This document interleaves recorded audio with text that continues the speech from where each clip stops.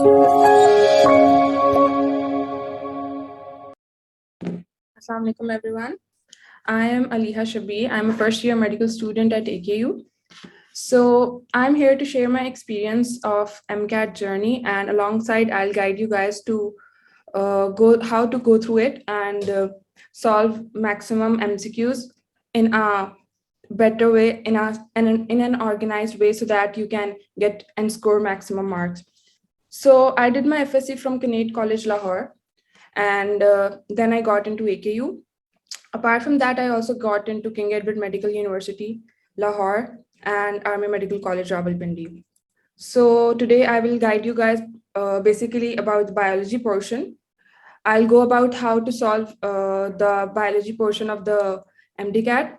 तो सबसे पहले आप लोगों ने PMC का सिलेबस तो देखा होगा.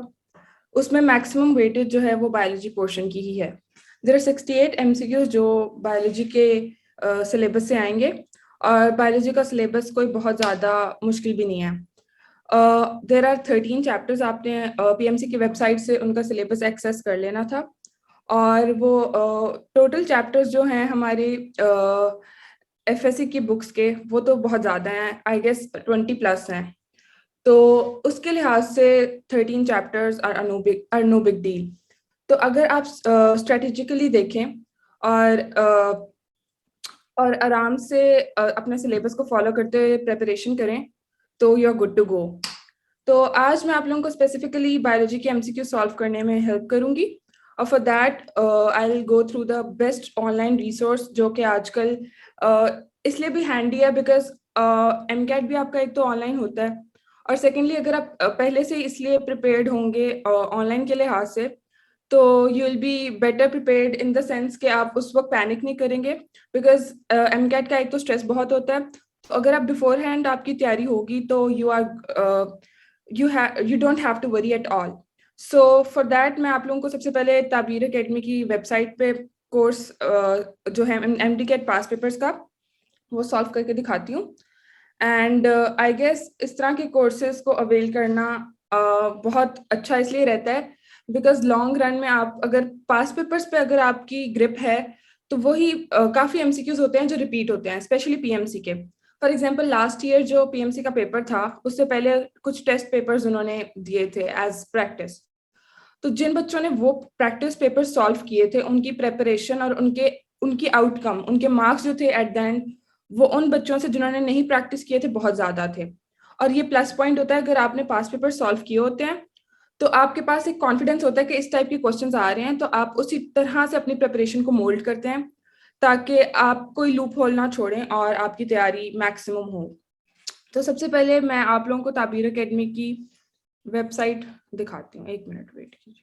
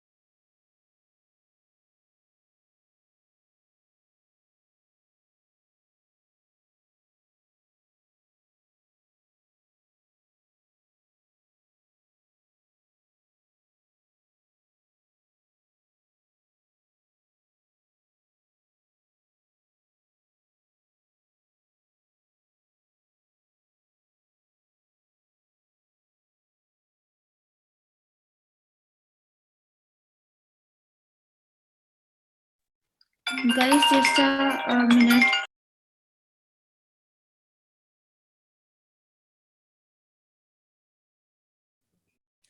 मेरी स्क्रीन विजिबल है?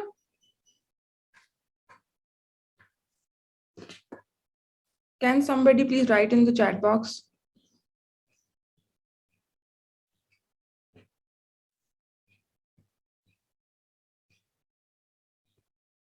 Okay, thank you so much.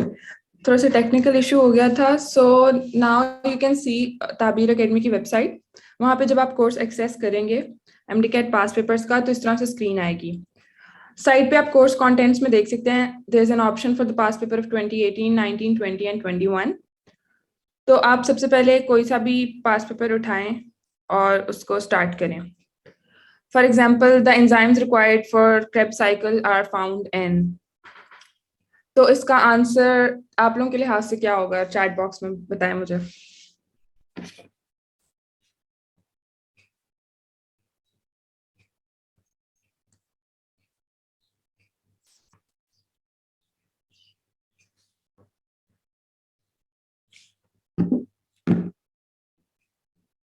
Yes, absolutely. तो हम मैट्रिक्स पे ऑप्शन सेलेक्ट करेंगे उसको और हम सबमिट करेंगे. तो यहाँ पे ग्रीन आ जाएगा, उस बॉक्स के ऊपर एक ग्रीन कलर आ जाएगा. तो साथ ही आपको ये एक बॉक्स शो होता है जिसमें आता है कि correct answer. And then there is a statement कि would you like to further learn the concept. तो अगर तो आपको लगता है कि आपका कॉन्सेप्ट काफी स्ट्रांग है and you can always attempt a question like that, तो आप उसको लेटर कर देंगे. Otherwise you can go for the option of yes. अगर हम यस पे क्लिक करेंगे तो वो थोड़ी सी डिटेल बता देंगे. और अगर आप उसको ऐड टू लर्निंग बॉक्स में करेंगे तो वो फर्दर इस तरह आप जब रिव्यू करेंगे तो वो इस तरह के MCQs भी आएंगे और फर्दर आप रिकॉल के थ्रू उस क्वेश्चन को रिपीट करके ज्यादा अच्छे से अटेम्प्ट कर सकते हैं इन फ्यूचर. अच्छा, so when filtration is completed, the waste products through distal tube of nephrons empties into. तो इसका आप लोगों के लिहाज से क्या आंसर होगा?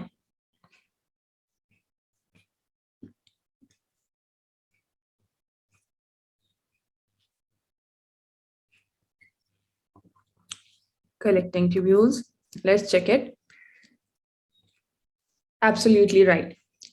ठीक है, तो इस तरह से आपने अपने पास पेपर सॉल्व करने हैं. अब ये MCQs इस तरह के MCQs हैं कि ये काफी ज्यादा रिपीट होते हैं और इस तरह आप लोगों का कॉन्सेप्ट बिल्डअप होता जाएगा. In case you get the MCQ wrong, तो you can add it to the learning box and further जब आप उसको किसी और दिन दोबारा से अटेम्प्ट करेंगे तो वो वाला ज्यादा फोकस उस पे होगा जो कॉन्सेप्ट आपने क्लियर करना है अपना. So this way, it's a very helpful way of recalling MCQs and recalling the information you have stored in your mind before. और इस तरह से आपकी तैयारी भी ज्यादा अच्छी हो सकती है. Organs specialized to perform different functions, but strictly alike are. अच्छा, ये कॉन्सेप्ट बहुत ज्यादा कंफ्यूजिंग होता है. तो अगर आप MCQ बिफोर हैंड सॉल्व कर लेंगे तो आपकी प्रिपरेशन ऑब्वियसली बहुत अच्छी होगी उनसे एज कम्पेयर टू दोस्त जिन्होंने नहीं की. अब देखते हैं. ये आपने मुझे बताया एनालॉगस, तो ये अब आपका आंसर हो गया इनकरेक्ट. तो वहां पे आता है let's learn the concept together and increase your score. अगर आप उसको गेस करेंगे तो ये आपका एक तो आंसर स्टोर हो जाता है. अगर आप उसको add to the learning box करेंगे तो फ्यूचर में जो लर्निंग बॉक्स के थ्रू आपकी प्रेपरेशन है वो इनहेंस हो जाएगी. देन ये yeast the unicellular fungi belongs mostly to the group. तो इसका आंसर आप लोगों के लिहाज से क्या है? और किंगडम्स वाले चैप्टर्स पे प्लीज ज्यादा फोकस कीजिएगा बिकॉज जो AKU का टेस्ट होता है उसमें भी मेनली फोकस जो होता है वो किंगडम्स पे काफी ज्यादा होता है और काफी ज्यादा MCQs का पोर्शन जो है वो किंगडम से आता है. और इसी तरह MCAT में भी किंगडम्स से काफी MCQs पिछली दफा भी आए थे. तो बेसिकली इसमें तो आपने ज्यादातर कोर लर्निंग ही होती है आपकी, तो उसको जितना ज्यादा रिवाइज करेंगे तो आपकी ज्यादा अच्छी तैयारी होगी. तो किंगडम्स को प्लीज फॉर ग्रांटेड नहीं लेना बिकॉज काफी बच्चे क्या करते हैं बाकी चीजें कर लेते हैं, किंगडम्स को एंड पे छोड़ देते हैं even for the FSC exams too. तो फिर आप लोगों की एट द एंड हालत इस तरह की, पैनिक हो रहे होते हैं बच्चे, तो फिर उस टाइम पे मेमोराइज करना मुश्किल हो जाता है. सो it's better if you prepare your self before hand और इसके लिए आप लोगों को किंगडम्स पे प्लीज स्पेशल फोकस करना चाहिए। तो इस तरह से आपकी प्रिपरेशन ज्यादा अच्छी होती है। तो बायोलॉजी के एमसीक्यूज बेसिकली अब देखिए, जिस तरह यहाँ पे कोर्स रिव्यू भी आप दे सकते हैं। अगर आप अपनी रेटिंग और फीडबैक दें in case you think there should be some improvement, तो उसको वो देख के और उसको मॉडिफाई इस तरह से किया जाता है ताकि इट्स मोर यूजर फ्रेंडली। तो इस तरह से आप अपना प्रैक्टिस कर सकते हैं एमसीक्यूज की। और बायोलॉजी का देखें, एक ये एडवांटेज होता है, एक तो उसके एमसीक्यू 68 हैं जो कि बाकी सारे पोर्शन से ज्यादा हैं। तो इस लिहाज से अगर आप अपने बायोलॉजी की ग्रिप बहुत स्ट्रांग कर लेंगे तो आपने मैक्सिमम एमसीक्यूज तो उसके सॉल्व कर लिए और आपके काफी अच्छे मार्क्स इसलिए आते हैं। अगर आपका बायोलॉजी का पोर्शन अच्छा हो जाए तो एक तो आपको वो बूस्ट मिल जाता है कि भाई पेपर इतना मुश्किल नहीं है, और सेकेंडली बायोलॉजी में आपने बहुत ज्यादा कॉन्सेप्ट भी नहीं लेना होता, इट्स बेसिक लर्निंग। तो इसलिए आपका मेजर फोकस जो होता है वो होना चाहिए पास पेपर्स के थ्रू, क्योंकि अगर आप पास पेपर्स जितने ज्यादा करेंगे उतना आपको पता चलता है कि किस तरह के एमसीक्यूज आ रहे हैं, किस पर्टिकुलर एरिया से आ रहे हैं। जिस तरह यहाँ से किंगडम्स से एमसीक्यूज आते हैं और आपको ये पता चला होगा कि किंगडम्स के एग्जाम्पल्स भी जो हैं वो इम्पोर्टेंट हैं। तो आप इस तरह के जब एमसीक्यू सॉल्व करते हैं फिर आप वापस अपनी बुक पे जाते हैं तो यू नो बेटर कि आपको कहाँ पे ज्यादा फोकस करना है। So that's a good way to prepare for the exam. Secondly यहाँ पे टाइम भी आ रहा है साइड पे, तो आपको अपने टाइम मैनेजमेंट का भी एक प्रॉपर अंदाजा हो जाता है कि मैं कितना टाइम लेती हूँ एक पर्टिकुलर एमसीक्यू सॉल्व करने में। जिस तरह the enzymes required in glycolysis are present in, तो इसका आप लोगों के लिहाज से क्या है, सी में बी। अच्छा, आगे से पिछले क्वेश्चन का आपने दिया है। अच्छा, ग्लाइकोलाइसिस के एंजाइम्स जो होते हैं वो कहाँ पे होते हैं, what do you guys think?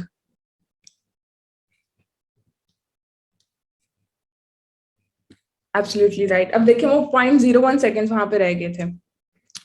तो इस तरह से यू गेट टू नो कि आपको अपना टाइम किस तरह से मैनेज करना है और किस तरह से आपने अपनी प्रिपरेशन को ज्यादा अच्छा स्ट्रॉन्ग करेंगे। Salivary amylase begins to digest starch to shorter polysaccharide and then to। अच्छा, अब ये एमसीक्यू बताएं।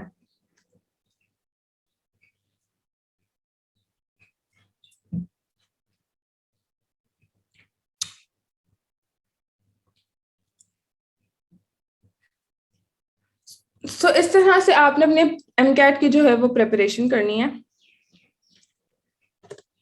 और ये आपका जो कोर्स है ये है भी बहुत रीजनेबल प्राइस में, और आपको हर साल के डिफरेंट सब्जेक्ट्स के सेपरेट पेपर्स मिल सकते हैं। तो इस तरह से अगर आप लोग अपनी प्रिपरेशन करना चाहें, क्योंकि बायोलॉजी में आपने ज्यादा कॉन्सेप्ट तो करना नहीं है, तो सिर्फ आपने रोट लर्निंग बेसिकली होती है, तो एमसीक्यूज की practice is the maximum you can do for this subject.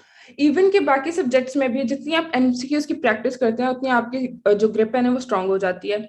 Because मैंने ये बात नोट की थी कि मैंने पिछले साल जो उनके टेस्ट पेपर्स थे और पास पेपर सॉल्व किए थे, तो उससे मेरी जो प्रिपरेशन हुई थी और जो मुझे कॉन्फिडेंस मिला था वो मेरे लिए एग्जाम के दिन बहुत हेल्पफुल था। इवन कि मेरे जो दोस्त थे वो सारे मुझे एमसीक्यूज सेंड करती थी कि हम लोग कंबाइंड स्टडी करते थे और एमसीक्यूज की प्रैक्टिस इस तरह से करते थे कि अगर किसी को कोई एमसीक्यू नहीं आ रहा तो वो हम शेयर करते थे आपस में।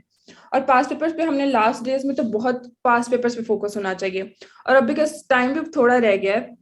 तो आपकी तैयारी अब इस तरह से अपनी आप तैयारी को मोल्ड करें कि मैक्सिमम जो आपका वो है टाइम वो पास पेपर्स पे जाना चाहिए, और वो वाले टॉपिक्स पे अब आप लोग फोकस करें जो कि ज्यादा हाई यील्ड है।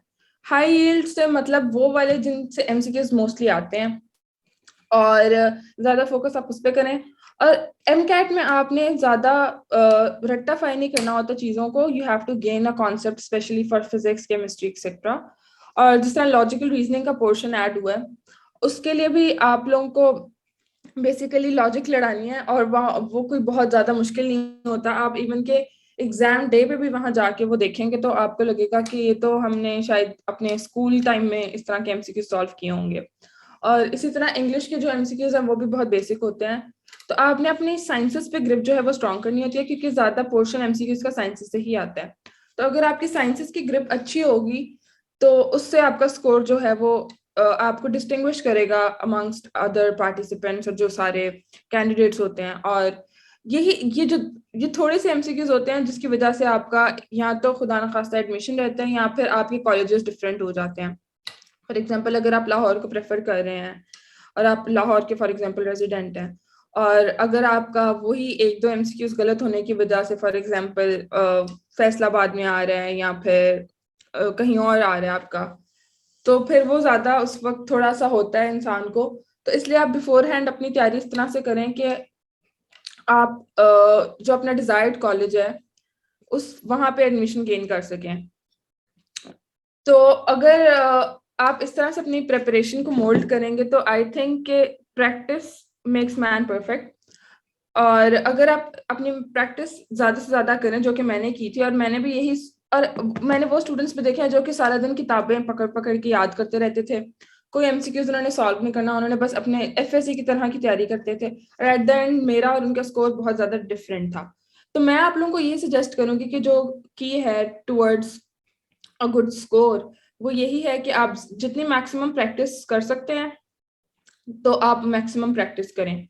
अपार्ट फ्रॉम दैट बायोलॉजी के लिए आप फेडरल बोर्ड की बुक्स को भी कंसल्ट करें, और फेडरल बोर्ड की बुक्स इस तरह से हेल्पफुल है क्योंकि उसमें ज्यादा इंफॉर्मेशन है specially for the biology portion. तो जब तक आप फेडरल बोर्ड की बुक्स को एक्सेस नहीं करेंगे और जब तक आप फेडरल बोर्ड की बुक्स यूज नहीं करेंगे तो वो आपके लिए हेल्पफुल नहीं होगा, बिकॉज कुछ इन्फॉर्मेशन है जो कि पंजाब बोर्ड की, लाहौर बोर्ड की या सिंध बोर्ड की बुक्स में नहीं है, जो कि फेडरल बोर्ड की बुक्स में है। और स्पेशली जो नाम्स का टेस्ट है, जो आर्मी मेडिकल कॉलेज का टेस्ट है, या जो और डिफरेंट कॉलेजेस के टेस्ट हैं, एकेयू टेस्ट है, तो उसके लिए आप लोगों को फेडरल बोर्ड की बुक्स जरूर गो थ्रू करें, बिकॉज डिट्टो फेडरल बोर्ड की बुक्स की लाइंस आती हैं। तो आप लोगों ने अगर ये पास पेपर्स का कोर्स जो है इनरोल करना है इसमें, जो कि काफी काफी बेनिफिशियल है, और not even kidding, it's very helpful. अगर आप पास पेपर्स एक दफा कर लेते हो ना तो जो कॉन्फिडेंस आपको मिलता है दैट्स अनमैचेबल। तो आप लोग ये ताबीर एकेडमी के इस कोर्स को एक्सेस कर सकते हैं, इट्स क्वाइट रीजनेबल। और अगर आप मेरा प्रोमो कोड लगाएंगे तो आपको इस पर डिस्काउंट भी मिलेगा। So my promo code is Aliha 30, A capital LIHA 30। तो अगर आप ये कोड लगाएंगे प्रोमो कोड तो यू विल गेट 30% डिस्काउंट।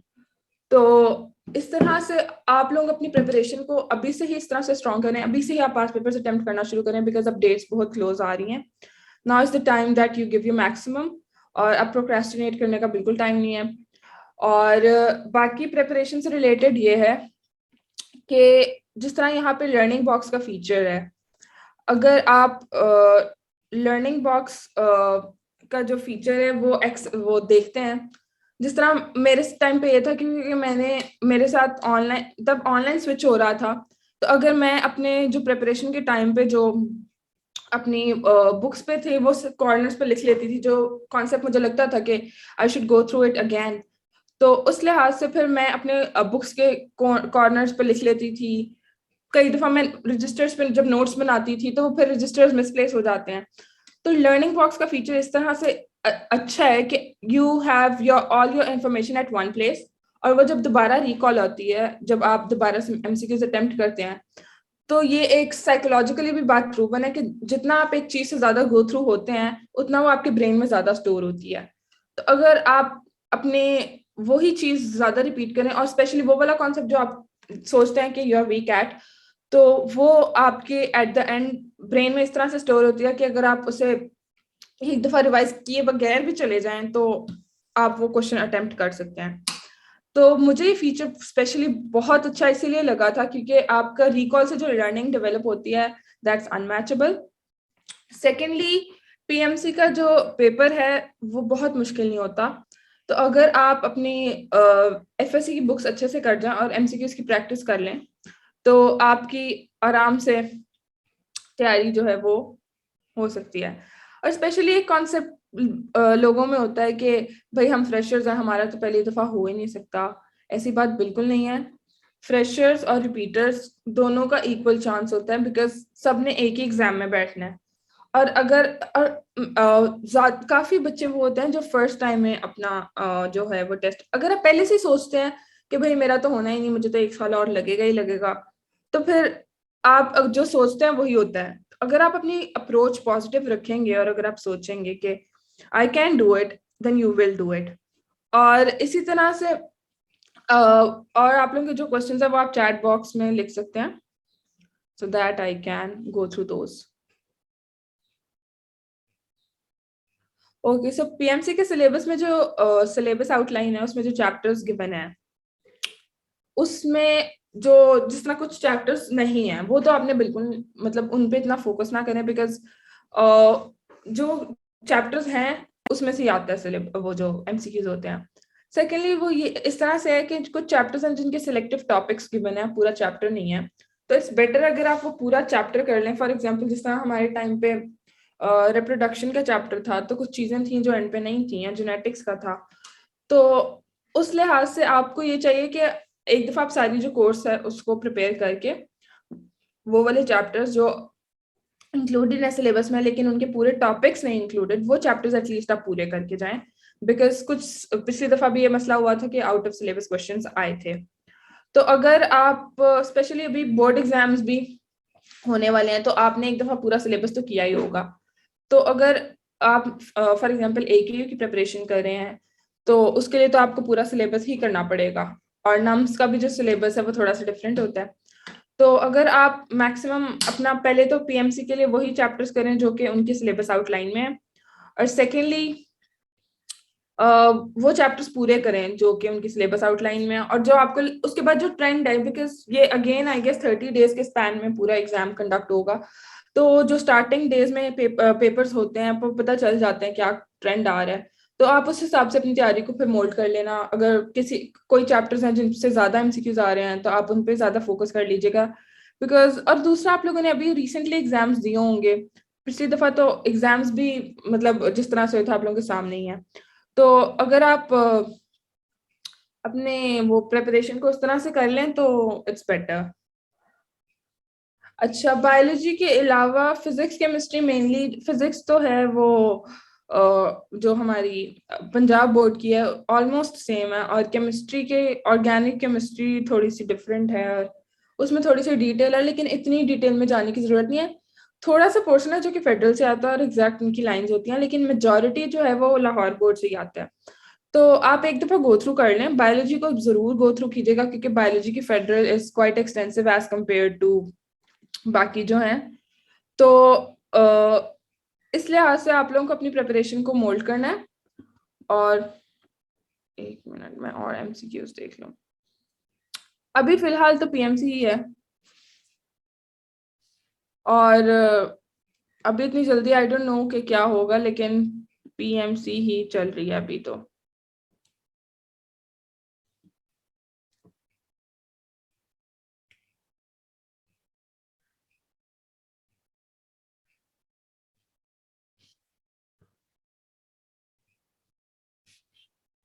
अच्छा, तो मैंने जिस तरह के बताया वही चैप्टर्स करें जो कि उनकी सिलेबस आउटलाइन में है, पूरी बुक करने की कोई ज़रूरत नहीं है। इस तरह आपकी एनर्जी और टाइम डिवाइड होता है। लेकिन अगर आपने और टेस्ट देने हैं जिस तरह नाम्स का या कोई और एकेयू प्रिपरेशन, तो उसके लिए आप फिर जो है प्लीज़ पूरा सिलेबस ही करेंगे बिकॉज उनकी आउटलाइन में है। और कोई आप लोग के और क्वेश्चंस हैं तो प्लीज़ आप चैट बॉक्स में लिख दें, I can answer. Okay, so AMC की टोटल 55 सीट्स होती हैं जिसमें से 15 जो है वो बीडीएस की हैं एंड 40 आर फॉर एमबीबीएस। तो अगर आप एएमसी जाना चाहते हैं तो उसके लिए आपका एग्जीक्यूट काफ़ी अच्छा होना चाहिए, बिकॉज उसमें भी 50% अब एमकैट है, 25% एफएससी एंड 25% उनका नाम्स का टेस्ट है। तो अगेन मेजोरिटी फोकस जो है वो आपका एमकैट पे होना चाहिए, बिकॉज 50% ऑफ द थ्रेशोल्ड, वो 50% ऑफ द एग्रीगेट जो है वो आपका एमकैट से ही बनेगा पीएमसी की। और नम्स का टेस्ट जो है वो उसके अंदर जो आपका स्कोर आएगा वो आपका जो स्कोर है वो एड अप होगा 25%, और वो जो 25% है वो मेनली डिटरमिन करता है कि आपका वहाँ होगा या नहीं। नम्स का टेस्ट बेसिकली सिंपल होता है, वो तो फेडरल बोर्ड से ही आता है, बिकॉज जो जिस तरह आर्मी पब्लिक स्कूल्स हैं कॉलेजेस हैं वो भी फेडरल बोर्ड ही फॉलो करते हैं। और तो आप एक दफ़ा प्लीज़ उसको गो थ्रू ज़रूर कीजिए। फेडरल बोर्ड बहुत ज़्यादा ज़रूरी है। जब तक प्रोविंशियल एमकैट था तब तक आप अपनी लाहौर बोर्ड या रिस्पेक्टिव बोर्ड्स आप लोग यूज़ करते थे, लेकिन अब because it's nationalise so it's better if you go through the federal board. और पीएमसी का काफ़ी ज़्यादा है ये एग्रीगेट होता है because there are only 55 seats जिसमें से 15 बीडीएस है। तो आपका 92-93% प्लस, मतलब इट डिपेंड्स कि एमकैट में क्या ट्रेंड आ रहा है, बिकॉज पिछले साल स्कोर्स कम थे तो इसलिए उससे पिछले सालों की निस्बत थोड़ा एग्रीगेट लो था, लेकिन रिलेटिवली तो वही था ना, तो इसलिए आप लोगों का वो एग्रीगेट होना चाहिए। पिछले साल तो 50% एमडी कैट, 40% जो था वो एफएससी एंड 10% मैट्रिक था। I don't know about this year, I guess वही रहेगा। ये सारा साल यही कहते हैं नहीं नहीं 50-50 हो रहा है, लेकिन एट द एंड वही होता है, यूएचएस यही फॉलो करता है। तो यू शुड अभी अपने एफएससी के साथ साथ एमकैट की भी प्रिपरेशन प्लीज स्टार्ट कर दें, और एफएससी के एग्जाम्स अच्छे से दें। उनकी तैयारी जिस तरह अच्छी होगी तो ऑब्वियसली आपकी एमकैट की भी प्रिपरेशन अच्छी होगी।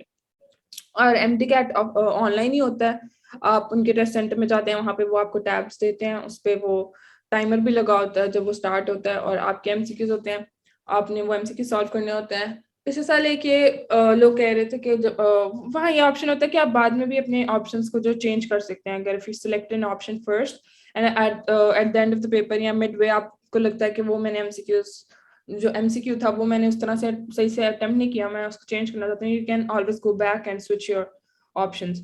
तो कुछ लोग पिछले साल कह रहे थे कि स्विच करने से वही पहला वाला ही जो है वही रहता है आपका answer, but I don't think so. हो सकता है स्टार्ट में इशू हुआ हो, लेकिन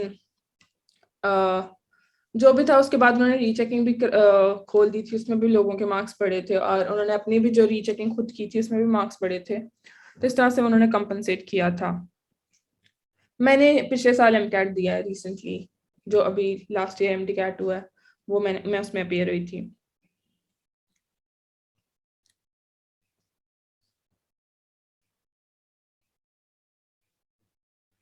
आई गेस पीएमसी ही, अभी तो पीएमसी ही है ना, तो अभी आप पीएमसी को ही फॉलो करें। अभी पीएमडीसी इतनी जल्दी लेजिस्लेशन के थ्रू हो थोड़ा सा मुश्किल हो जाता है, और टाइम क्योंकि थोड़ा रह गया, तो अभी तो पीएमसी है तो आप पीएमसी पे ही फोकस करें। और मेनली सिलेबस तो आपका बुक से तो वही है ना, पास पेपर्स आप अभी पीएमसी के ही फॉलो करें, बिकॉज अभी यू नेवर नो कि क्या होगा। तो until and unless you're confirm or sure about it, you should not switch towards that। और अभी आप पीएमसी की प्रिपरेशन करें according to PMC.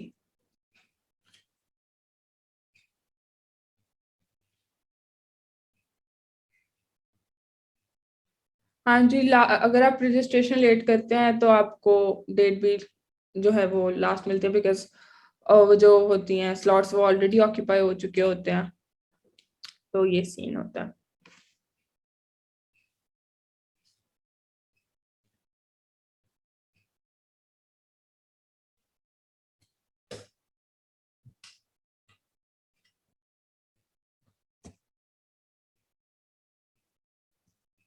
So basically आपने इसी तरह से अपनी प्रिपरेशन को मोल्ड करना है, और क्योंकि ऑनलाइन एग्जाम है तो ऑनलाइन प्रिपेयर करें, और जिस तरह के इनकी एकेडमी के फीचर्स हैं ऑनलाइन इनके कोर्सेज के, तो इस तरह से आपकी तैयारी काफ़ी अच्छी हो सकती है।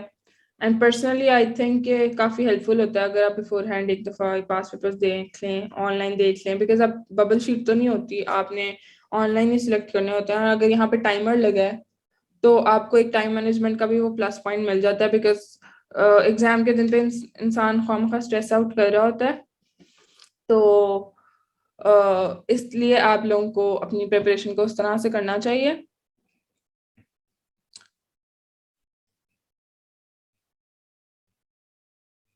सो रिगार्डिंग AKU, आप लोग एक तो एफएससी में सारा ही सिलेबस आपका होगा ऑब्वियसली, तो आप एक दफ़ा से तो गो थ्रू हो जाएंगे ना, तो आप अपनी बोर्ड प्रिपरेशन इस तरह से करें कि आपको वो लॉन्ग टर्म रहे, और आप उसको एक दफ़ा बस रिवाइज करें और यू आर गुड टू गो।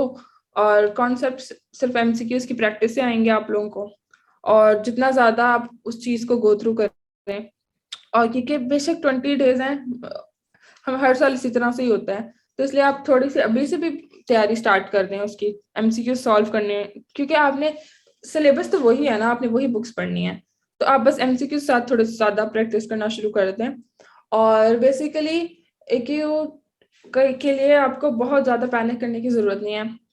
उनके जो डिफरेंट पोर्शंस होते हैं, जैसे physics, chemistry, biology, that is the science portion, then there is science reasoning and maths reasoning, that's another portion. तो अगर आप फिजिक्स, केमिस्ट्री, बायोलॉजी अभी अच्छे से कर लें और उसके लिए आप अपनी जो है एमसीक्यूज की प्रैक्टिस कर लें, तो आप फिजिक्स, केमिस्ट्री, बायोलॉजी तो आप कर सकते हैं। और जो रीजनिंग पोर्शन है उसमें ज़्यादातर आपका कॉन्सेप्ट टेस्ट होता है। तो जो साइंस रीजनिंग है वो फिजिक्स, केमिस्ट्री, बायोलॉजी की जिस तरह से प्रैक्टिस करेंगे तो वही प्रेपरेशन जो है वो आपकी रीजनिंग की होती है, क्योंकि वही उसी तरह के एमसीक्यूज आते हैं बट डिफरेंटली थोड़े से डिजाइंड होते हैं, कॉन्सेप्ट्स वही होते हैं आपके। मैथ्स के लिए you should go through maths, for example आप जो है कैंगरू मैथ्स के पास पेपर्स प्रैक्टिस कर सकते हैं। फिर आप सेट 1 के जो हैं मैथ्स का पोर्शन वो प्रैक्टिस कर सकते हैं। उसके अलावा आप डिफरेंट ऑनलाइन रिसोर्सेज हैं वहां से प्रैक्टिस कर सकते हैं। ताबीर एकेडमी में भी एमकैट का कोर्स है, आप उसमें भी एनरोल हो सकते हैं। सो इट्स जस्ट आप अपनी प्रिपरेशन किस तरह से करते हैं। तो बेसिकली आपका कोर्स सिलेबस तो वही एफएससी का सिलेबस है, बस आपने अपने कॉन्सेप्ट को स्ट्रॉन्ग करना है, वो प्रैक्टिस से ज्यादा होता है। और पास पेपर्स उठा लें कहीं से, तो इस तरह से आपकी जो है वो तैयारी हो जाती है। और कोई क्वेश्चंस हैं तो प्लीज चैट बॉक्स में लिख दें।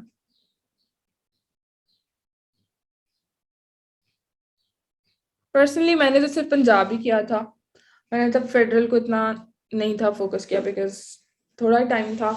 लेकिन फेडरल से एमसीक्यूज आए थे और एग्जैक्ट लाइंस भी आई थी, एक दो एमसीक्यूज जो थे वो तो एग्जैक्टली फेडरल बोर्ड की बुक से आए थे। For example there was an MCQ, basically वहां पे इस तरह के होते नहीं है लेकिन आया था कि the composition of nail polish remover is, जो भी है। तो आप लोगों को जो है वो फेडरल बोर्ड की बुक्स जरूर करनी चाहिए। बेसिकली वहां पे तो कॉन्सेप्चुअल एमसीक्यूज आते हैं, एक दो इस तरह के एमसीक्यूज थे और एट द एंड समटाइम्स वो भी रिमूव हो जाते हैं जो बहुत ज्यादा कॉन्ट्रोडिक्टरी होते हैं। ये तो नहीं था because that's a simple and plain MCQ. और इसलिए आपने अपने टाइम को अच्छे से मैनेज करना होता है। जो साइंसेस का पोर्शन है पहले वो होता है, then there is the reasoning portion.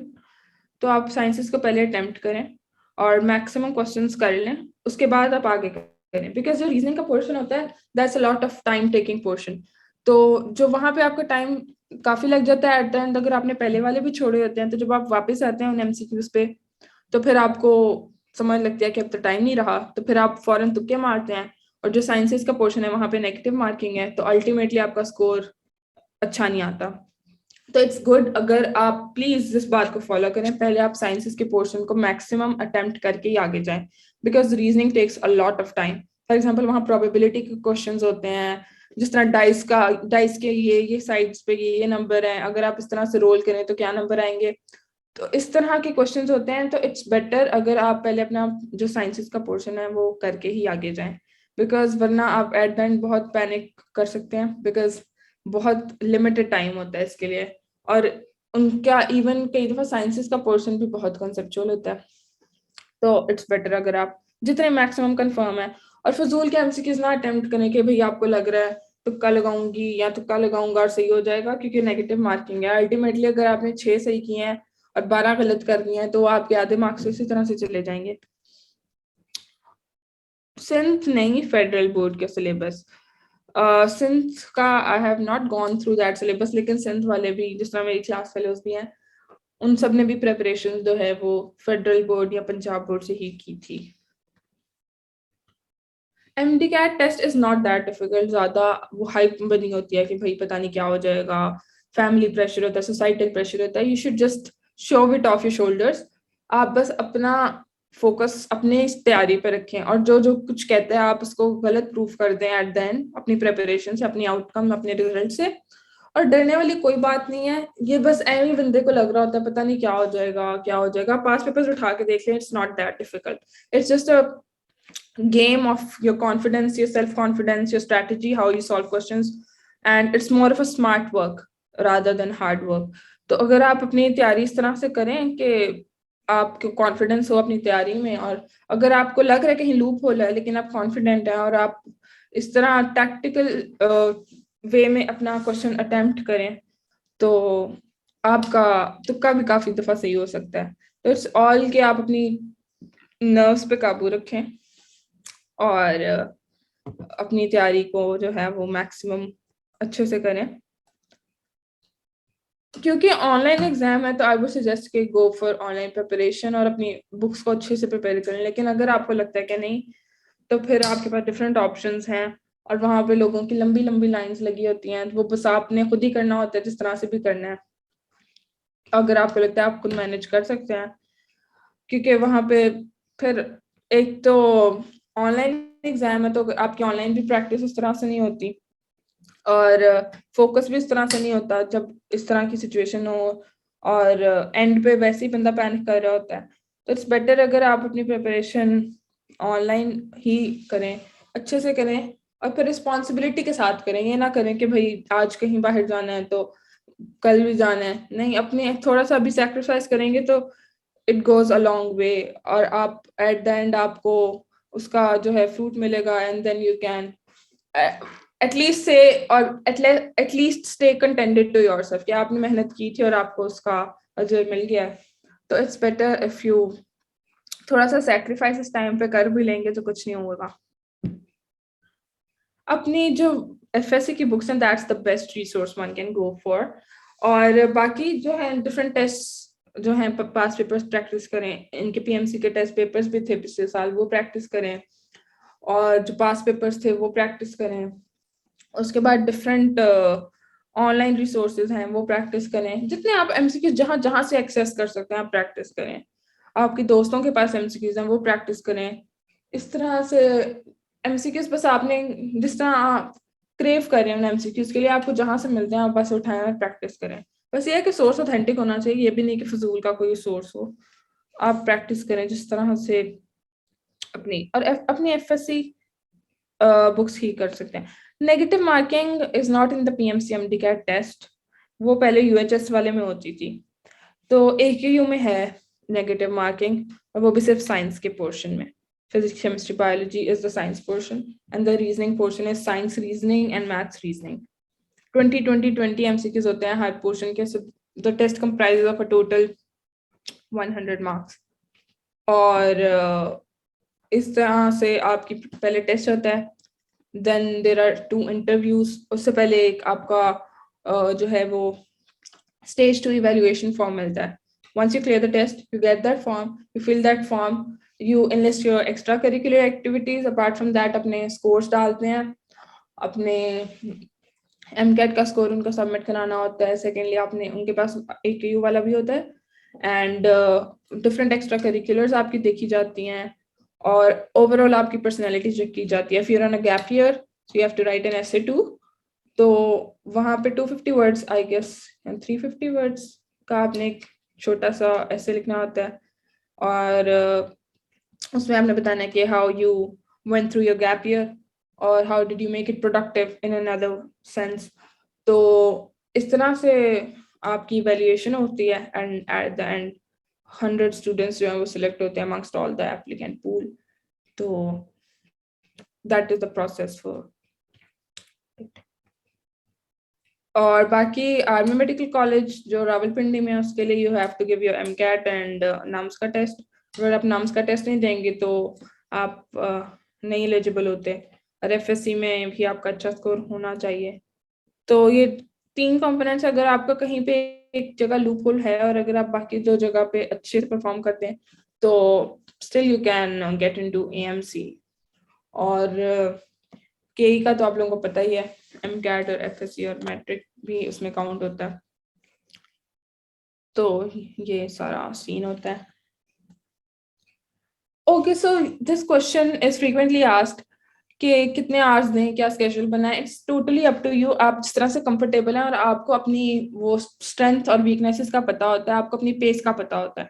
अगर आपको लगता है कि आप एक स्लो लर्नर हैं तो आप ज़्यादा टाइम दे दें, अगर आपको लगता है कि आप एक फास्ट लर्नर हैं तो उस तरह से मॉडिफाई करें।